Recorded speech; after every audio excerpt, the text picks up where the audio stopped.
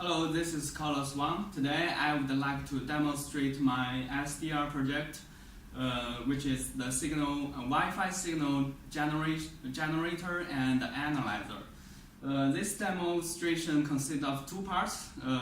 The first part is the signal generator, and the second part is the signal analyzer. So in this section, I will only demonstrate the first part, which is the signal generator. So this is the environment setup. We have the LimeSDR, and its output generated signal is output routed to this signal spectrum analyzer. And on the host PC, we have Matlab to generate the IQ waveform and send the samples to LimeSDR. And on the receiver side, we have the Keysight 89600 VSA software, which can capture the signals that received in the spectrum analyzer and analyze the signal, demodulate the Wi-Fi signals. So, okay. On the transmission side, I set a breakpoint here, where the first part generates the TX waveform, and here we go. Let me start the program, and we can see it calculates some peak to average ratio and display the signal in different domain. And let me briefly browse the signals. So this is the generated signal in time domain. The waveform consists of the preamble and as well as the data part. The preamble is also consists of the following parts. And for each part, I display the samples in time domain, frequency domain, and the constellation domain.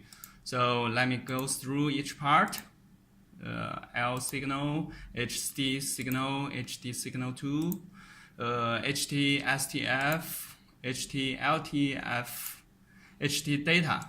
So in this section, in this program, I set the modulation and coding scheme to MCS5, which use the 64 COM modulations, and you can see here. And the bandwidth is set to 20 megahertz, but to transmit it in LimeSDR, I oversampled the signals by 2. So I also passed a low-pass filter, a shaping filter, which upsampled the IQ signals to 40 megahertz. So this is here we have the TX waveform ready to transmit, and I continue. So it begins to transmit, and we can see in the receiver part. So this is the frequency domain, and this is the time domain. And here we can see from the frequency domain, this signal occupies 20 megahertz bandwidth. And also we see from the time domain, it's burst signals. And this is the constellations. We can roughly see it's 64 COM modulations. In this demonstration, the EVM arrow vector magnitude is not so good. It's roughly about 9%, as well as some other analyzed results here are displayed. So this concludes my first part. This is the Wi-Fi signal generations using LimeSDR. Okay.